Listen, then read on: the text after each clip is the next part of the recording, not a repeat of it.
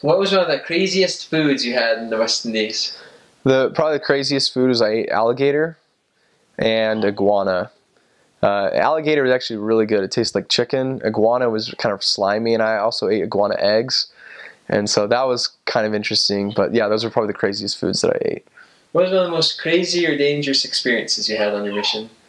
One of the most dangerous experiences, there was this guy in one of our areas who was kind of, he like knew who we were, he knew who the missionaries were, and he was kind of a drunk and drank alcohol a lot, did drugs, and there was one night on the street that he had a cutlass, or that's like a machete, and he kind of like rode us down on his bike, kind of chasing us with a machete.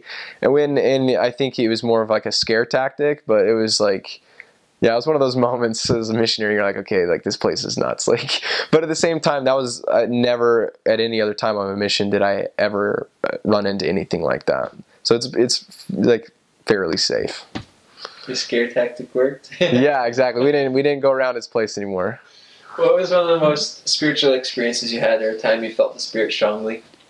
One of the most spiritual experiences, just in a quick rundown, I was in the airport before like we got to the mission, and I called my mom, and she's like, "Oh, we heard that you're serving in Grenada," because there's a senior couple from my hometown of Pleasant Grove, and they had somehow got the information back to my parents that I was going to be coming to their island. Well, it turned out that apparently I hadn't obtained like a visa to get into the country, and so I went to Guyana instead, and I served with Elder Taylor, and I totally forgot about this whole experience until I was being transferred from Guyana to Grenada, and my companion, he called me on the phone and was like, I just barely found out that like you were supposed to start your mission in Grenada and you were going to be trained by like Elder Hunt.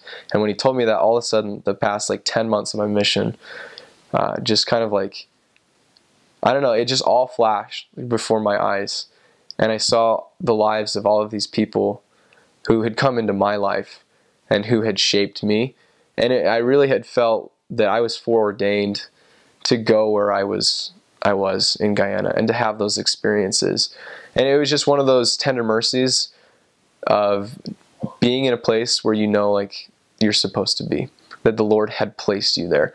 And so it was a really amazing experience to know and to feel that you were exactly where the Lord wanted you to be. Awesome. Any funny language mistake that you or someone else made? Yeah, this is actually a really, really funny story. This goes along with the language. Again, I wasn't there for the experience, but one of my companions, they were going up the street, and there was this guy on his veranda or a balcony, and he calls up to him, and he's like, hey, what are you doing? And he's like, oh, I'm just going to bathe. And bathe, they can't pronounce their TH, so bathe means bathe. And my companion thought that he heard him say paint. And so he's like, oh, I'm just going to bathe. And he's like, oh, cool. Like, do you need any help? And the guy was like, nah, like, I don't need help. And so they figured out that he actually said that he was going to bathe. And so it was a really embarrassing experience for him. But yeah, we still laugh about it today. What was one of the greatest life lessons you learned on your mission? One of the greatest life lessons. You know what's really interesting is that before my mission, I never really wanted to be like my father. My father's kind of like a deep intellectual thinker and just kind of like really like serious and spiritual. And before my mission, I was really obsessed with sports and sports statistics, and that was like my entire focus. And I got on my mission, and I started to realize that I was a lot more like my father than I ever thought. And it's because I shifted my focus from the things of the world. And it's not that sports are bad, but it's just my focus turned from that to completely like what my Father in heaven wanted me to do. And I realized I was a lot more like my father than I'd ever thought before. And that was a tender mercy, because it helped me to realize what I wanted to do in my life. My father's a teacher, and on my mission, I found out I had the ability to teach. And so it's just this life lesson of placing yourself in a position where you are humble and you're submissive, and you can learn from the Lord about who you are and who he wants you to become. And so it's funny how like sometimes you know who you are and who you want to be, but the Lord, like it says in the scriptures, his thoughts are higher than our thoughts. And so one of the greatest life lessons that I learned out there was just gaining a greater perspective of really who I am through the Lord's eyes. Awesome. Best or greatest skill or ability that you developed or gained as a missionary? The greatest skill or ability, I mean, I guess my greatest skill and ability was my ability to teach. I had an amazing opportunity to teach as I traveled throughout the mission, and I worked with a lot of different missionaries. And I actually have I guess a kind of a memory gift to the point that I was able to memorize all of the names of the missionaries in their mission, their first name, like where they were from, all of their companions. I memorized all of the areas that they served in, and it was an ability that it wasn't for my own use or gain, but the Lord allowed me to share his love with them through, because I mean, when someone remembers your name, when they remember things about you, like it makes you feel like, wow, like someone like actually knows like who I am and like what I'm doing. And so I use that gift or that ability to be able to kind of to create connections with missionaries and with members and to kind of just, progress the work. So it was really cool to be able to have that ability. Most extreme weather you experienced? Most extreme weather, I don't know. It was just like, I never really had like a moment of like, it was like intense weather, but it was just kind of like the duration, like it rained like every single day.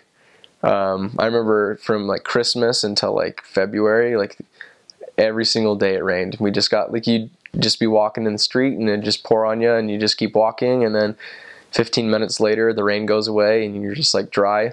So that's one of the things that doesn't really stop you is the rain, but the members and the locals, they actually like are afraid of the rain. And so if it rains on a Sunday morning, then church attendance like kind of just goes down a little bit because they're afraid to go out and walk to church.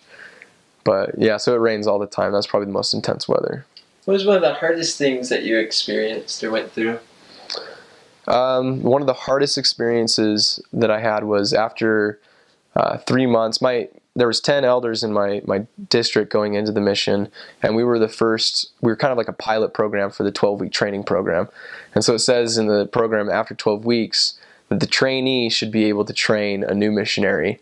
And so after 3 months, I had the opportunity to train a brand new missionary, and it was very, at first, discouraging and humbling because I felt like I still need to be like trained. Like I'm still like brand new at this. I don't know what I'm doing. And from the experience, I gained a very strong testimony of the scripture that's in the Doctrine and Covenants about how the Lord will send out the weak and the simple to break down the mighty of the earth. And I gained a testimony that it's not about your skills and abilities. It's about being an instrument and the Lord being able to use you and work through you to bring about miracles in the lives of these people. And so I actually had a lot of success as a young missionary with that new companion. And it wasn't because we were skilled or because we had these abilities, but we were so dependent upon the Lord. And I look back, and for all of the times that I struggled and had really humbling experiences on my mission, that's the times that I look back and I'm most grateful, because they're the times that I experienced the most growth. So any time in your mission, if you're feeling like you're on top of the world, just like wait for the Lord to humble you and to just show you that you are so dependent on Him. Best advice you could give to a missionary just heading out? So the best advice would be, we had a general authority, Elder Cornish, come for Zone Conference once, and he asked us, elders, how do we baptize in this church? And we're just like, I don't know, by the priesthood authority. And he's like, no, like actually, how do we baptize? How does the performance or the ordinance take place? And we're like, by immersion. And he's like, exactly, like, do we sprinkle, in this church? And we're like, no. And he's like, it's the same thing with a mission. If you think that you can serve a mission and you can kind of just sprinkle your way like through it, like you can't do it. He's like, you have to immerse yourself in your mission and get to work. And I compare starting a mission to making the decision to jump in a cold pool of water. It's not very easy and it's really uncomfortable, and there's two ways you can go about it. You can put your toe in and like all of a sudden you're like, holy cow, that is freezing.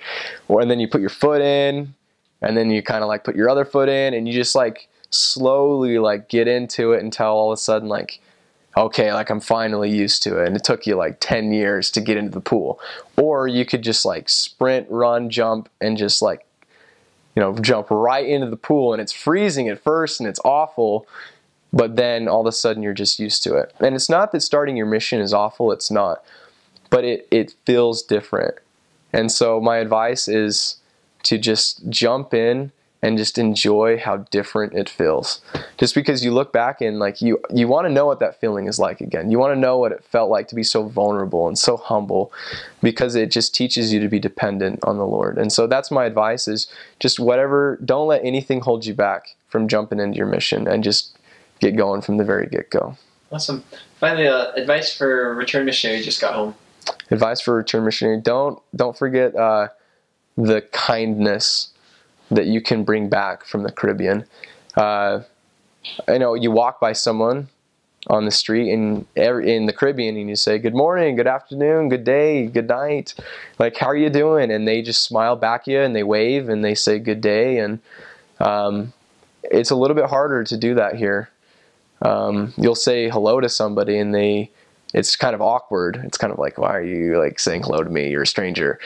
And that's what I loved about the Caribbean, that everyone was open, everyone was kind, everyone was very genuine in their interactions with each other. So coming home, don't feel awkward in trying to be different. Come home and try to say hello to strangers. Try to be a friend, try to be friendly, try to be genuine with anyone that you interact with.